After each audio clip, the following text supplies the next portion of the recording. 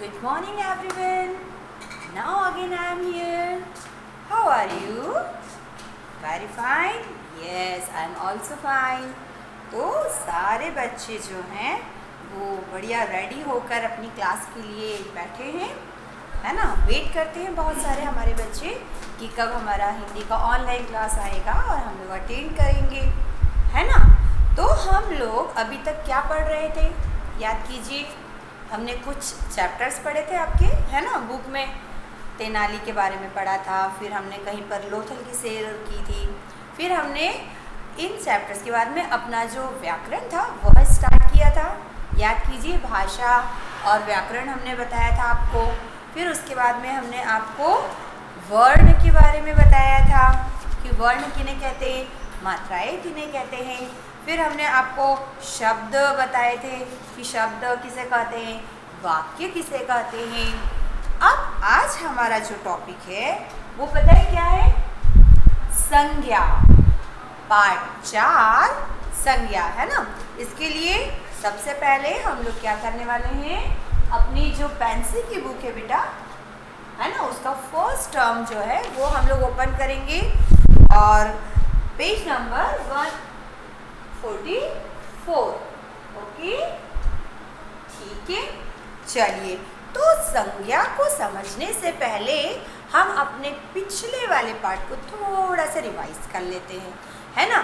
क्योंकि एक तो हमारे बच्चे जो है वो व्याकरण के नाम से वैसे ही बार बार कंफ्यूज हो जाते हैं, लेकिन हमने आपको पहले बताया था कि व्याकरण जो है बेटा वो हिंदी भाषा को पढ़ने के लिए बहुत ज़रूरी है ना। जब तक हम व्याकरण नहीं पढ़ेंगे, व्याकरण में लिखे हुए विषयों को और नियमों को नहीं पढ़ेंगे, हम अपनी भाषा को शुद्ध रूप से न तो बोल पाएंगे न समझ पाएंगे, है ना। और भाषा किसे कहते हैं, वही जो आप और हम बोलते हैं, सुनते हैं, अपने मन की बात को समझते हैं और समझाते हैं, वही तो भाषा होती है ना। आप और हम जिस भी तरीके से बोलते और समझाते हैं वो हिंदी भाषा है। अगर आप इसको किसी और दूसरे तरीके से बोलते हैं या समझाते हैं तो वो आपकी दूसरी भाषा हो जाती है। जैसे कभी कभी आप अंग्रेजी भाषा बोलते हैं, तो हम जो भी भाषा बोल रहे हैं उसको बताने का, प्रयोग करने के कुछ नियम होते हैं। हमने अपनी इस पेंसिल बुक को जब स्टार्ट किया था, है ना, व्याकरण की पुस्तक, तो इसमें सबसे पहले चैप्टर जो पढ़ा था वो भाषा का था। फिर हमने पढ़ा था कि वर्ण कितने होते हैं हिंदी भाषा में, 52, और फिर अब 2 नए वर्ण जोड़कर 54 वर्ण हो गए हैं। फिर हमने पढ़ा था कि वर्ण 2 प्रकार के होते हैं, स्वर और व्यंजन। स्वर वाले जो अक्षर होते हैं वे मात्रा का भी काम करते हैं, है ना। जैसे क में आ की मात्रा हमने बताया था आपको कि ये आ जो है ये भी वर्ण है ना। लेकिन जब ये क के साथ में लगता है तो ये मात्रा बन जाता है। यानी कि यहाँ पर देखा जाए तो कायदे से 2 वर्ण है, क और आ, तो दोनों मिलकर क्या हो गए थे, का। पर ये स्वर है और ये व्यंजन है, व्यंजन के साथ स्वर लग सकता है, लेकिन स्वर के साथ में आप व्यंजन को जोड़कर उच्चारण नहीं कर सकते। आप नहीं होता है, क होता है, यानी इसके बाद में और सुनाई देता है बेटा हमें, है ना। तो इस तरह हमने वर्णों के बारे में जाना था। फिर हमने अपने जब तीसरे वाले चैप्टर में आए थे तब हमने पढ़ा था शब्द और वाक्य, है ना। शब्द और वाक्य में हमने पढ़ा था कि जब 2 या 2 से अधिक वर्ण मिलते हैं और उनका कोई एक अर्थ निकलता है या अर्थ बनता है, वो शब्द कहलाता है। जैसे आपने अभी पढ़ा ना, अ, आ, म, आ, ठीक है। तो जब हमने इन 2 अक्षरों को जोड़ा तो एक शब्द बना आ, या कल, कल यानी आने वाला दिन। तो 2 वर्णों को जोड़कर हमारा शब्द बनता है।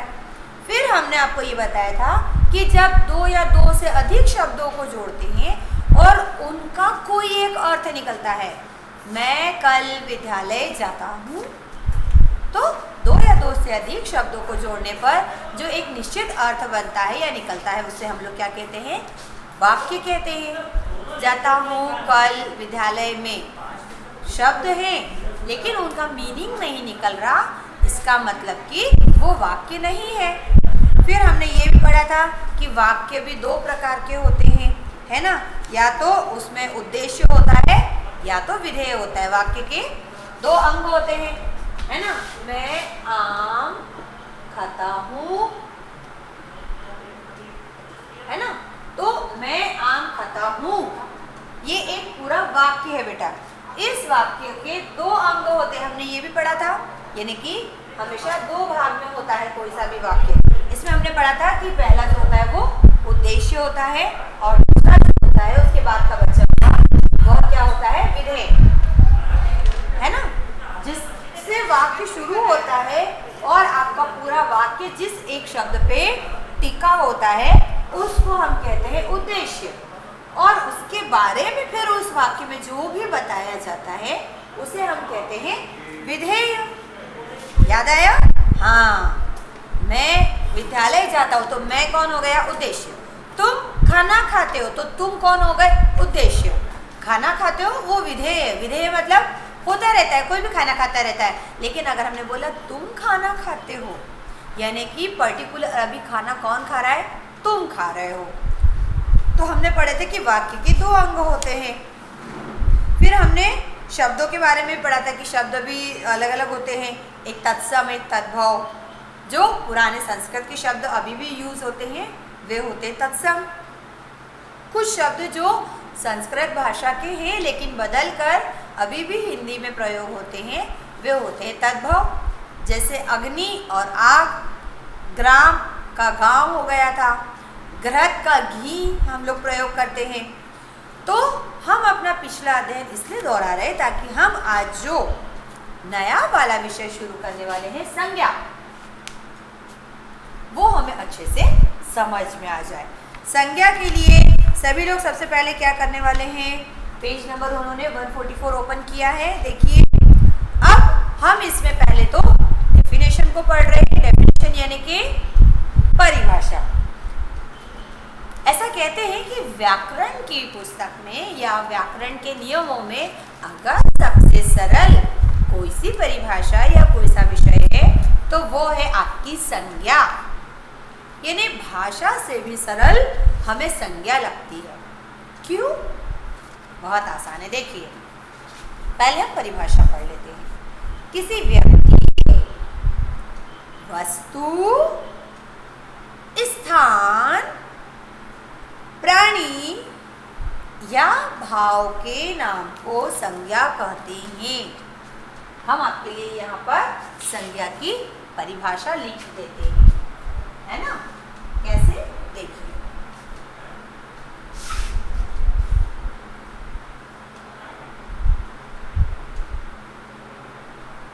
परिभाषा,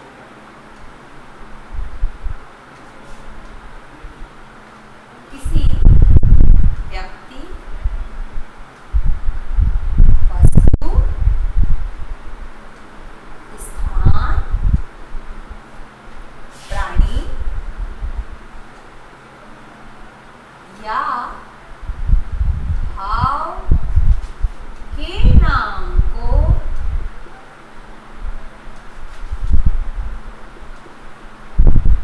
क्या कहते हैं, संज्ञा कहते हैं। को संज्ञा कहते हैं, ठीक है। अब इसको और अच्छे से समझने के लिए देखिए।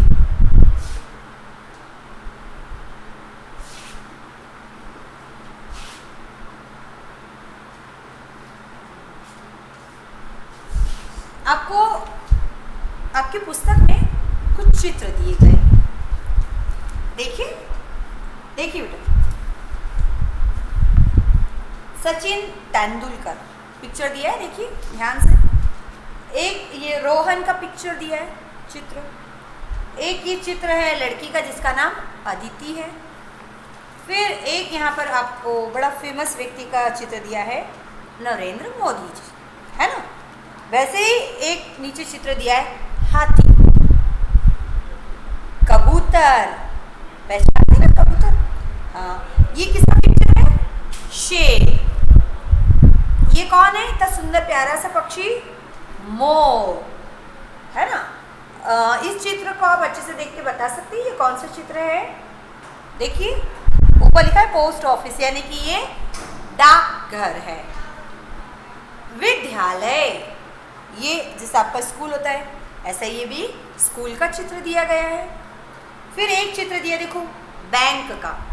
बैंक जानते हैं किसे कहते हैं? वही जहाँ पर हम लोग पैसे जमा करते हैं, जहाँ से पापा पैसे निकाल के लाते हैं हमारे लिए अच्छी अच्छी चीज़ें खरीदने को। एक ये देखिए पिक्चर दिया है नॉर्मली हाउस, यानी कि घर। अब इन पिक्चरों को देखकर एक और देखिए पीछे भी दिया है, एक टीचर पढ़ा रही है, बच्चे बैठे हैं, यानी कि ये क्लास का चित्र है, कक्षा का। यहाँ पर बच्चे खेल रहे हैं, यानी कि ये खिलाड़ी है ना। यहाँ पर देखिए दादाजी दादी जी, ये अलग अलग शॉप लगी हैं, बच्चे खेल रहे हैं। ये एक मेले का चित्र है बेटा, बहुत सारे लोग हैं यहाँ पर, बहुत सारे बच्चे खड़े हैं, सभा हो रही है। सभा यानी कि असेंबली, है ना। अब उन्होंने हमें ये सारे पिक्चर्स क्यों दिए गए हैं आप जान सकते हैं, हम बताते हैं। ऊपर जो पहली पंक्ति आपको दी गई बेटा, उसमें व्यक्तियों के नाम लिखे हैं, है ना। पर्टिकुलर उस व्यक्ति का नाम लिखा है। हम इसको सिर्फ लड़का नहीं बोल सकते क्योंकि इसका नाम लिखा है रोहन। इसे हम सिर्फ लड़की नहीं कहेंगे क्योंकि इसका नाम क्या दिया है, अदिति। वैसे ही जब आप दूसरी वाली पंक्ति देखते, पंक्ति मतलब लाइन या रो, उसमें आपको प्राणियों के नाम दिए। ये हाथी है, कहने को ये भी जानवर है, ये भी जानवर है, ये भी जानवर है और ये भी जानवर है, लेकिन उनको जानवर नहीं लिखा है, पशु नहीं लिखा है। हाथी, ये कबूतर, ये उड़ता है, ये भारी भरकम सूंड वाला होता है, ये शेर जंगल का राजा होता है, ये मोर हमारा राष्ट्रीय पक्षी है ना। इन सब के नाम दिए गए हैं। वैसे तीसरी वाली लाइन जब आप देखते हैं, ये थर्ड वाली रो, इसमें अलग अलग प्लेस दिए, स्थानों के नाम। ये पोस्ट ऑफिस, ये स्कूल, ये बैंक है, ये हमारा घर है ना। और वैसे ही जब आप चौथी वाली लाइन देखते हैं, पंक्ति देखते हैं, इसमें आपको अलग अलग समूह यानी ग्रुप्स के नाम दिए गए हैं बेटा। ये क्लास का ग्रुप है, ये प्लेयर्स का ग्रुप है, ये जो है ये मेला दिया है जहाँ पर बहुत सारे अलग अलग व्यक्ति आते हैं। ये जो है आपको सभा यानी असेंबली का पिक्चर दिया है जहाँ पर बहुत सारे लोग या बच्चे इकट्ठे होते हैं। अर्थात किसी व्यक्ति, वस्तु, स्थान, प्राणी या भाव के नाम को संज्ञा कहते हैं। अभी भी समझ में नहीं आ रहा है? चलिए ठीक है, एक बात बताइए हमें। अभी हम लोग थर्ड से फोर्थ में आए हैं, लेकिन जब हम लास्ट ईयर क्लास 3 में हम लोगों ने एक पार्ट पढ़ा था, याद कीजिए कौन सा पार्ट पढ़ा था? पार्ट 2 हमने पढ़ा था, मीर अली और अमीर अली था कुछ, है ना। उसमें हमें कुछ एक एक्सरसाइज दी गई थी कि संज्ञा वाले शब्द छांटने थे। कौन सा शब्द जातिवाचक है, कौन सा व्यक्तिवाचक है, याद आया? उस चैप्टर को समझाने से पहले, उस एक्सरसाइज को करने से पहले हमने आपको संज्ञा के बारे में बताया था, क्योंकि उस समय हमारे पास ऐसी बाकायदा बुक नहीं थी, तो हम लोगों ने उसको वहीं एक्सप्लेन किया था। अगर आपको अच्छे से याद हो तो हमने आपको कहा था कि संसार में बेटा हम जब भी अपने मन की कोई बात बोलने जाते हैं तो हमारे मन में जो ख्याल पैदा होते हैं वो किसी न किसी चीज़ को देखकर ही पैदा होते हैं, है ना। तो इस दुनिया में और हमारी भाषा में कई सारे शब्द हैं जो हम प्रयोग करते हैं बोलने के लिए, अपनी बात को समझाने के लिए, है ना। जैसे आपके मन में मान लीजिए इस पेन को देखकर इच्छा हुई कि मैं इसके बारे में किसी को कुछ बोलूं, या इसको देखकर आपके मन में इच्छा हुई कि यह क्या है ना। या अगर आपसे किसी ने पूछा कि ये क्या है तो आप क्या बोलोगे? यह पेन है ना। लेकिन ये बात बोलने के लिए आपने कुछ शब्द प्रयोग किए और वो शब्द किसी न किसी चीज़ के बारे में होंगे, या तो हो सकता है वो किसी व्यक्ति से जुड़े हों, किसी व्यक्ति के बारे में हो। मेरा नाम राम है, है ना। या अगर राम को देखकर भी मैं उसे पुकारने के लिए अगर कोई शब्द प्रयोग करती हूँ, राम इधर आओ, मतलब राम तो मुझे बोलना पड़ेगा ना।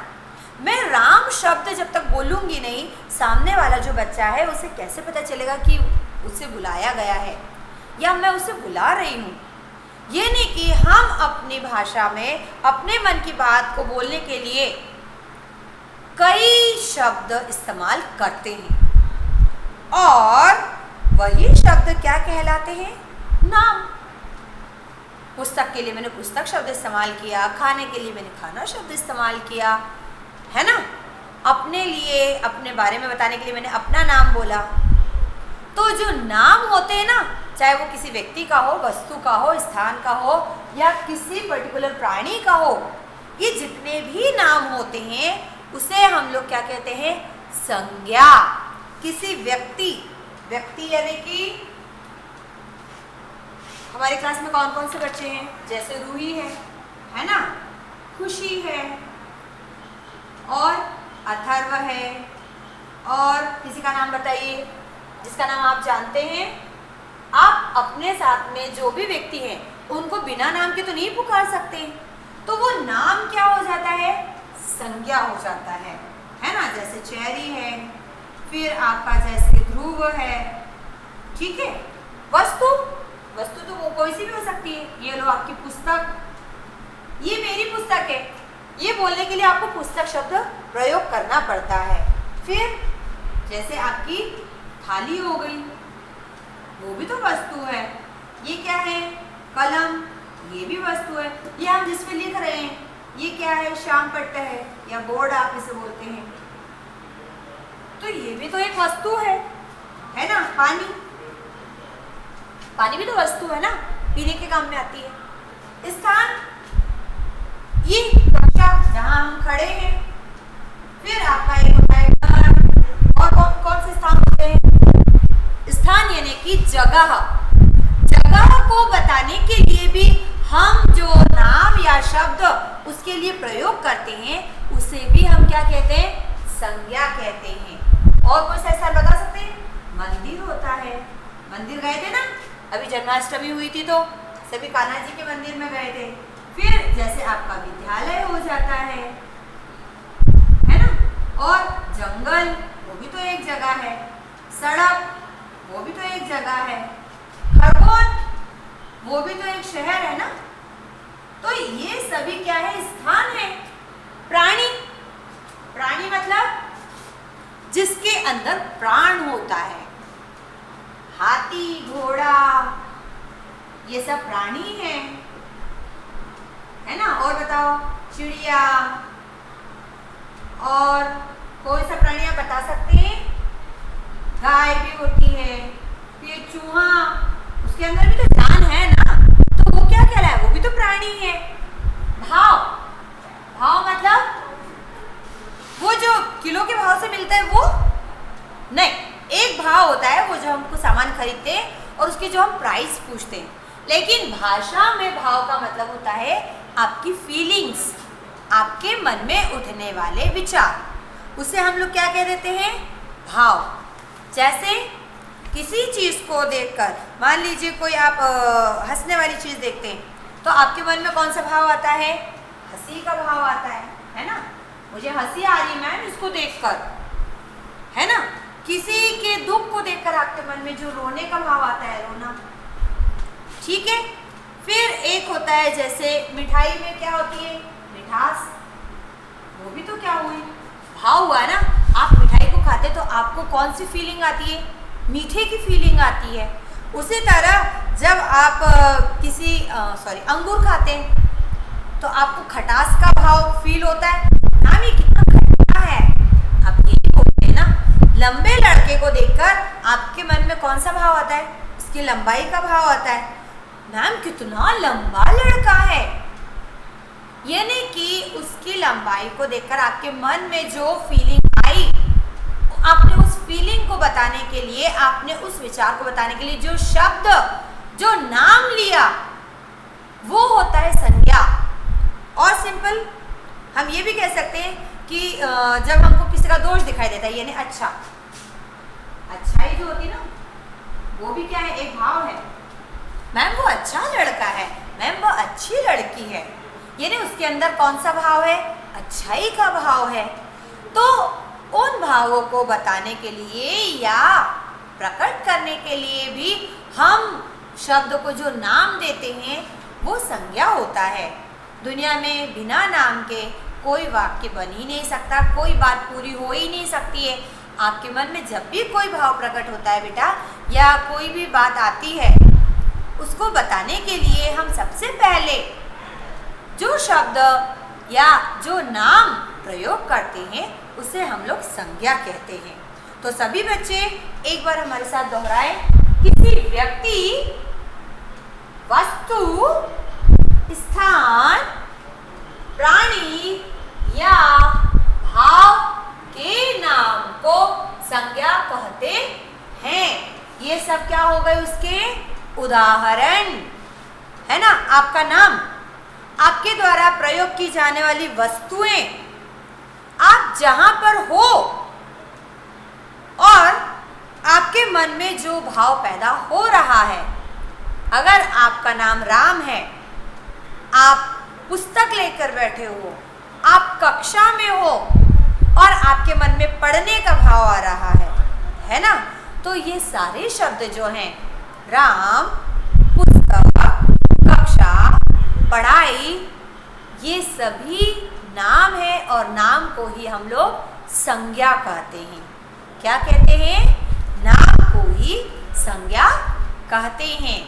तो नाम कोई सा भी हो सकते, किसी भी व्यक्ति का नाम, किसी वस्तु का नाम, किसी स्थान का नाम, किसी प्राणी का नाम या किसी भाव का नाम, नाम को संज्ञा कहते हैं।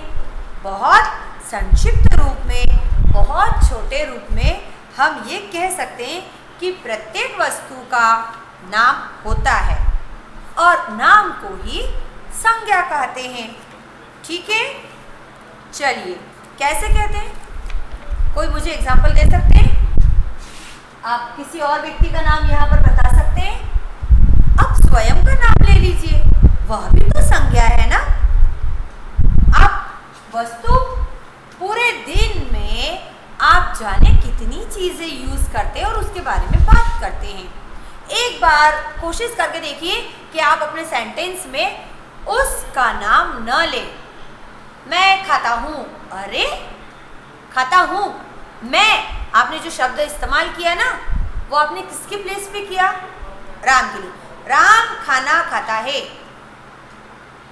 अगर मैं इस वाक्य में से राम हटा दूं, खाना हटा दूं, खाता है, अब कौन क्या करता है कुछ समझ में नहीं आता है। हमेशा वाक्य संज्ञा से ही शुरू होता है। संज्ञा में कोई वस्तु का नाम भी हो सकता है, किसी व्यक्ति का नाम भी हो सकता है, किसी भाव का नाम भी हो सकता है, जैसे स्थान का नाम भी हो सकता है ना। आज विद्यालय बंद है, आज नॉर्मल से शब्द है लेकिन विद्यालय बंद है। आज बंद है, क्या बंद है? जब आप अपने वाक्य में संज्ञा शब्द का प्रयोग करना भूल जाते हैं या नहीं करते हैं तो आपका वाक्य अपूर्ण रह जाता है। हवा चलती है तो हवा भी क्या हो गई? एक तरह से नाम ही तो है ना। उसके बिना चलने की क्रिया कैसे होगी?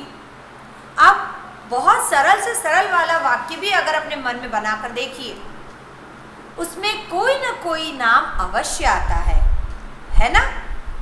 अपने आप में इमेजिन करके देख लीजिए, आपको पता चल जाएगा। क्या कोई वाक्य ऐसा है जो बिना किसी नाम के पूरा हो जाता हो? अभी जैसे हमने बोला कि मेरा नाम जवाहरलाल है, मेरा नाम जवाहरलाल है।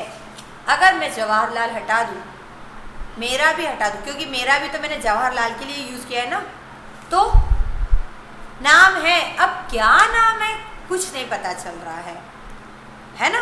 तो बिना नाम के हमारे मन के भाव या हमारा वाक्य कंप्लीट नहीं होता है। और नाम को ही हम सरल शब्दों में संज्ञा कहते हैं। क्या कहते हैं? संज्ञा। संज्ञा। जिसके समान या जिसका नाम, उसे हमने कह दिया संज्ञा। क्या कहा हमने? संज्ञा। पुनः दोहराते हैं, आपको चित्र दिखा रहे थे हमने, इसलिए आपको सबसे पहले पिक्चर दिखाए थे। यहाँ पर ये व्यक्ति का जो नाम है बेटा, सचिन तेंदुलकर। प्लेयर्स बहुत सारे होते हैं टीम में, लेकिन आपको सचिन तेंदुलकर पसंद है, तो आप ये दिखाने के लिए क्या बोलोगे? अगर मैंने आपको ये बोला कि क्रिकेट में आपको क्या पसंद है या कौन पसंद है, तो आप क्या बोलते हो? मुझे क्रिकेट में सचिन तेंदुलकर पसंद है। वरना तो उसमें बहुत सारे खिलाड़ी होते हैं ना, पूरी टीम आपको पसंद क्यों नहीं आती है? आपको सिर्फ सचिन तेंदुलकर पसंद है, ये बताने के लिए आपको सचिन तेंदुलकर का नाम लेना पड़ेगा। तो आपने जो पर्टिकुलर उसके लिए नाम लिया है उस व्यक्ति का, वो नाम क्या है? संज्ञा है। मैंने अभी बोला था, अगर मैं सबसे पहले पूछूंगी, यहाँ नाम नहीं बताऊंगी, तो आप कहेंगे मैम ये लड़का है। लड़का तो भैया दुनिया में हजारों लड़के हैं, हमें उससे क्या लेना है? लेकिन जैसे मैंने ये नाम हटाया और हमने कहा मैम ये रोहन है, ये ना रोहन की एक पहचान है। हमारी पहचान होती है हमारा नाम। हर चीज की एक पहचान होती है जो उसका नाम होता है। बिना नाम के किसी की कोई पहचान होती ही नहीं है। तो वो जो नाम होता है बेटा, उसे ही हम लोग संज्ञा कहते हैं, है ना? ये मैंने पहले कहा था, ये सब जानवर है, शेर, हाथी, कबूतर और ये मोर, सब जंगल में ही रहते हैं। ये उड़ता है, ये चलता है, ये दौड़ता है और ये नाचता है ना? तो क्या डिफरेंस है इनमें? इनकी खूबियां जब तक नहीं बताए, लेकिन इन सब में अगर डिफरेंस बताना है तो सबसे पहले क्या होता है, हम इनका नाम लेते हैं। वो जिसकी लंबी सूंड है, जिसके बड़े बड़े शरीर है, उसका हाथ पैर मोटे मोटे हैं, जो बहुत हैवी होता है, वजन में सारे जानवरों में सबसे ज़्यादा हैवी होता है, वो है ये। तो उसका नाम बताओ ना भाई। मैम वो होता है जिसका रंग काला होता है, जिसके ऐसे खंबे जैसे पैर होते हैं, ऐसे लंबी पाइप जैसी सूंड होती है। नहीं समझ में आ रहा है? अरे तो उसका नाम क्या है? जैसे ही आपने बोला मैम हाथी, हाँ, यानी नाम क्या होता है? हमारी पहचान होती है। तो नाम को ही हम लोग क्या कह सकते हैं? संज्ञा कहते हैं। फिर ये जैसे देखो बेटा, ये सभी बिल्डिंग है, ये भी एक इमारत है, ये भी एक इमारत है, ये भी एक इमारत ही है ना? सभी तो बिल्डिंग है, सब में 4 दीवारें हैं, चारों तरफ दीवार बनी है, ऊपर एक छत डली है, नीचे एक फर्श बना हुआ है, सभी तो सेम है। तो इसमें डिफरेंस क्या है?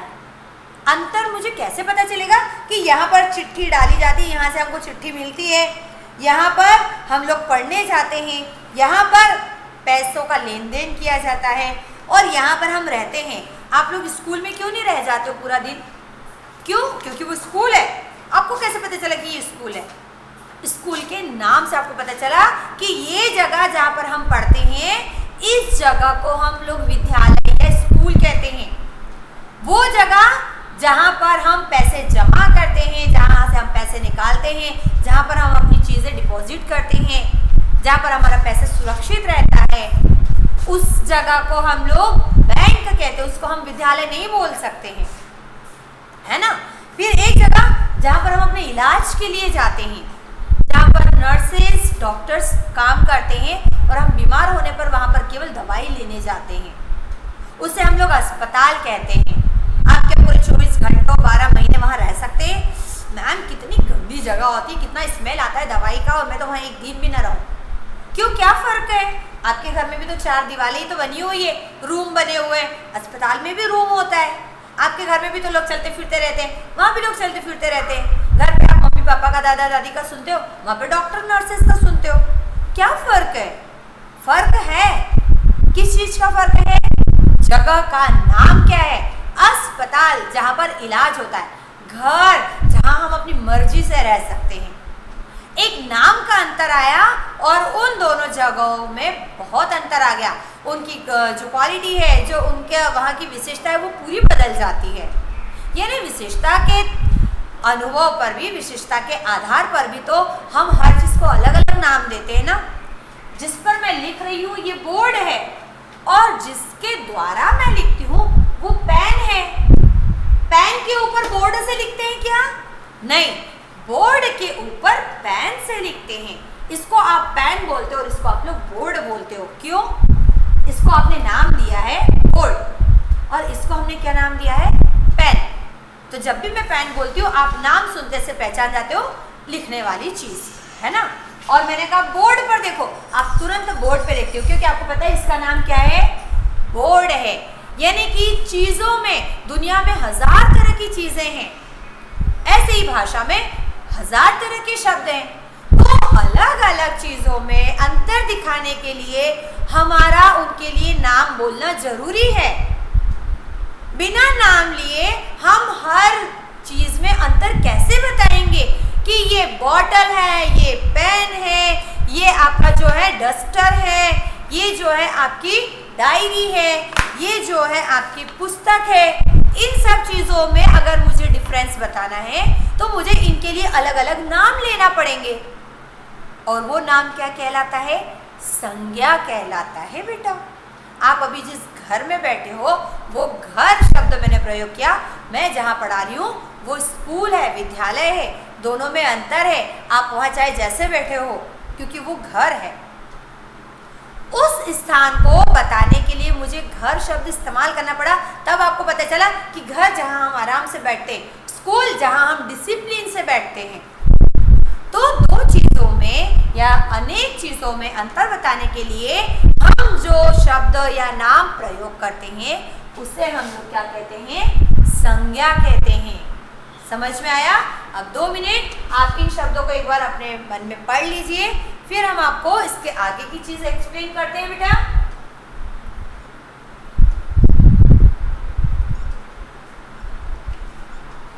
पढ़ा सभी ने? हाँ, अब एक चीज देखिए बेटा, हमारी पुस्तक में आपको यहाँ पर जो चौथी वाली पंक्ति दी गई है ना, चौथी वाली पंक्ति में उन्होंने पता है क्या किया? आप ध्यान से देखिए, क्लास है, ये खिलाड़ी है ना, प्लेयर्स, 2-4 खिलाड़ी मतलब जब 2 से अधिक लोग एक ही काम करते हैं या एक ही खेल खेलते हैं तो वो खिलाड़ी कहलाते हैं। ये है आपका मेला, एक ऐसी जगह जहाँ पर अलग अलग तरह के लोग या दुकानें, वस्तुएं रखी होती हैं, आना जाना चलता रहता है। उस जगह को हम लोग मेला बोलते हैं। स्कूल में भी आप बोलेंगे मैम वहाँ भी तो कितने सारे बच्चे चलते फिरते रहते हैं, अलग अलग लोग आते जाते रहते हैं, रिसेप्शन पे भी आते हैं ना, टीचर्स अलग अलग घूमते रहते हैं। लेकिन आप एक चीज़ ध्यान दीजिए, वहाँ पर प्रतिदिन भले ही वे लोग अलग अलग स्थान, लेकिन वही के वही लोग आते हैं, है ना। बाहर के नए लोग रोज नहीं आते हैं, प्रतिदिन नहीं आते हैं, हम प्रतिदिन जाते हैं। उस जगह को हम लोग विद्यालय बोलते हैं या कक्षा, जहाँ पर वही लोग प्रतिदिन बैठते हैं, लेकिन वो लोग कैसे? समूह में बैठते हैं। तो क्या आपने बोला जैसे कक्षा 4, कक्षा 3, कक्षा 2, क्लास 1, क्लास 2, क्लास 10, कक्षाएं तो सब हैं, हमारे स्कूल में सारे रूम एक जैसे बने, लेकिन क्या उन सभी रूमों में एक जैसे ही बच्चे बैठते हैं? नहीं। स्कूल में या विद्यालय में कक्षा है, लेकिन सभी कक्षाएं एक जैसी नहीं है। यानी आपने उन कक्षाओं में भी डिफरेंस दिखाने के लिए क्या करा? एक अलग शब्द इस्तेमाल किया। कक्षा 2, कक्षा 5, कक्षा 10, कक्षा 12, कक्षा 7, है ना। जब आपने उनके लिए अलग नाम इस्तेमाल किया तो हमको पता चल गया कि इस कक्षा में और इस कक्षा में अंतर है। यहाँ 5वीं के बच्चे बैठे हैं, यहाँ 10वीं कक्षा के बच्चे बैठे हैं, यहाँ फर्स्ट के बच्चे मतलब बहुत छोटे बच्चे बैठे हैं, यहाँ पर 12वीं के बच्चे मतलब बहुत बड़े वाले भैया दीदी बैठे हैं। ये नहीं कि आप एक जैसा शब्द भी अगर इस्तेमाल करते हैं लेकिन उनमें भी कहीं ना कहीं अंतर होता है, तो उसको दिखाने के लिए हम एक अलग नाम प्रयोग करते हैं, उसे भी हम संज्ञा ही कहेंगे। कक्षा 1 भी संज्ञा है और कक्षा भी संज्ञा ही है। खिलाड़ी शब्द भी संज्ञा है और उसमें अगर सचिन तेंदुलकर का नाम मैंने अलग से ले लिया वो भी आपका क्या है? संज्ञा ही है। अगली चीज संज्ञा के भेद। संज्ञा के भेद, ओहो मैम पहले तो आपने बोला कि इतने सारे शब्द हैं जिनको हम नाम के रूप में प्रयोग करते हैं, वो सब संज्ञा है। अब संज्ञा में भी कोई भेद होता है क्या? क्यों नहीं होगा? आपके सामने देखो, अभी की अभी ये चीज यही है। हम पहले ही बोल रहे हैं, व्यक्ति के नाम को भी संज्ञा बोलते हैं, वस्तु के नाम को भी संज्ञा बोलते हैं, स्थान के नाम को भी संज्ञा बोल रहे हैं, प्राणियों के नाम को भी संज्ञा बोल रहे हैं। और आपके मन में जो इमोशंस उठते हैं, जो फीलिंग्स, जो भाव उत्पन्न होते हैं, हंसने का, रोने का, चलने का, ये सारे भाव भी जो है उसके नाम को हम लोग संज्ञा कहते हैं। तो जब संज्ञा यानी कि नामों में भेद है, तो फिर संज्ञा का भेद क्यों नहीं होगा भाई? वो तो अपने आप बन जाता है। मैंने पहले ही कहा, सचिन तेंदुलकर और एमएस धोनी में अंतर है ना? सुनील गावस्कर में और आपकी प्रीति जिंटा में अंतर है। दोनों फेमस हैं, लेकिन दोनों अलग अलग प्रोफेशन के हैं, दोनों में अलग अलग क्वालिटीज हैं। दोनों के लिए जब नाम या शब्द अलग प्रयोग हो रहा है, तो फिर उन शब्दों में भेद भी तो होगा ना। ये सभी संज्ञा हैं, लेकिन इन्हीं के आधार पर संज्ञा के भेद भी फिर अलग हो जाते हैं, है ना। अभी संक्षिप्त में बता रही हूँ। हम अपने अगले जो लेक्चर हमारा लगेगा बेटा, उसमें हम लोग क्या करने वाले हैं? संज्ञा के भेद के बारे में जानेंगे। इसके बारे में जानेंगे, संज्ञा के भेद। एक थोड़ा सा बता देती हूँ, संज्ञा के 5 भेद होते हैं। कितने होते हैं? 5 भेद होते हैं। कैसे? एक होता है व्यक्तिवाचक, दूसरा होता है जातिवाचक, तीसरा होता है भाववाचक, चौथा होता है आपका द्रव्यवाचक और 5वां होता है आपका समूहवाचक, है ना। अब बताएं कि जब सारे नाम बन चुके थे अलग अलग चीज़ों के लिए, तो फिर उनको हमको कैटेगरी में बांटने की ज़रूरत क्यों पड़ी? अभी हम आपको बताते हैं। जैसे हमने ये कहा कि ये सब वस्तुएं हैं, पर क्या ये सभी वस्तुएं जो हैं वो एक ही यूज में आती है? नहीं। उसी प्रकार ये सारे जानवर हैं, है ना।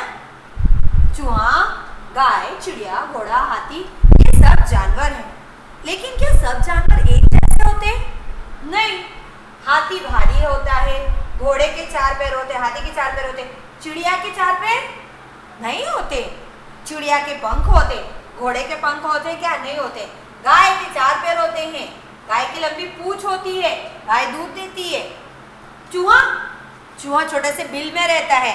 क्या चूहा हाथी जितना बड़ा हो सकता है? क्या हाथी चूहे जितना तेज दौड़ सकता है? क्या आपकी गाय चिड़िया जितनी तेज उड़ सकती है? नहीं। यानी ये जानवर तो है, लेकिन इनकी अपनी अपनी एक विशेषता होती है। तो हम क्या करेंगे? शब्दों को या नामों को उनकी विशेषता के आधार पर अलग अलग कैटेगरी में बांट देंगे, और उन्हीं अलग अलग कैटेगरी को हम लोग क्या बोलते हैं? संज्ञा के भेद, टाइप्स ऑफ नाउन। समझ में आया कि दुनिया में या हमारे भाषा में अलग अलग शब्द हैं, और शब्दों को हम नाम के रूप में प्रयोग करते हैं, और नाम को ही हम लोग संज्ञा कहते हैं। संज्ञा को उस नाम या शब्द की विशेषता के आधार पर 5 भागों में बांटा गया है, जिनका अपना एक पर्टिकुलर, एक स्पेशल नाम होता है, जो नाम सिर्फ उसके लिए प्रयोग होता है ना। जैसे राम, तो राम वाला नाम सिर्फ राम के ही लिए मैं प्रयोग करूंगी। राजा दशरथ थे जैसे, है ना। दशरथ राम के पिता का नाम था, तो मैं दशरथ जो नाम है वो दशरथ जी के लिए ही प्रयोग करूंगी। मैं उनकी माता जो थी उनके लिए राजा दशरथ प्रयोग नहीं करूंगी। एक साधारण चीज, ये भी है डस्टर और ये है पेन। ये मिटाने का काम करता है और ये लिखने का काम करता है। मैं डस्टर के लिए ही डस्टर शब्द प्रयोग करूंगी और पेन के लिए पेन शब्द प्रयोग करूंगी। मैं इसको डस्टर, उसको पेन, या दोनों को मैं डस्टर नहीं बोल सकती। डस्टर से ही मिटाया और डस्टर से ही लिख दिया। आप बोलेंगे मैम ऐसे कैसे हो सकता है कि मैं पेन से ही लिख लूँ और पेन से ही मिटा भी दूँ? ये पेन है और यही पेन है, इससे ही हम लिखते हैं और इससे हम मिटाते हैं। मैम नहीं हो सकता है। तो इन दोनों में जो विशेषता है, इसके मिटाने की और इसके लिखने की, इनकी विशेषताओं के आधार पर इसको मैंने डस्टर नाम दिया, इसको पेन नाम दिया। यानी कि हमेशा आप इसके लिए डस्टर शब्द प्रयोग कर रहे हैं और इसके लिए पेन का नाम यूज कर रहे हैं। तो इनके जो स्पेशल या विशेष नाम होते हैं उस नाम को हम लोग संज्ञा कहते हैं। ठीक है, तो आज का हम अपना जो संज्ञा वाला ये पार्ट है इसको सिर्फ और सिर्फ इसकी डेफिनेशन के साथ में फिनिश करेंगे। लेकिन हम जब अगली कक्षा में मिलेंगे तो आप लोग इस परिभाषा को अच्छे से लर्न करके बैठेंगे, क्योंकि अगर आपको संज्ञा की परिभाषा अच्छे से याद नहीं हुई होगी तो आपको उसके जो अगले भेद होंगे ना, हम समझाएंगे, वो भेद आपको फिर जल्दी से समझ में नहीं आ पाएंगे, है ना। तो एक बार पुनः बोलिए, किसी व्यक्ति, वस्तु, स्थान, प्राणी या भाव के नाम को संज्ञा कहते हैं। ठीक है, तो हम अपनी आज की कक्षा यहीं पर समाप्त कर रहे हैं। हम अपनी अगली कक्षा में पुनः इसी पाठ के अगले वाले भाग को लेकर मिलेंगे। तब तक के लिए नमस्कार, धन्यवाद, आपका दिन मंगलमय हो, बाय।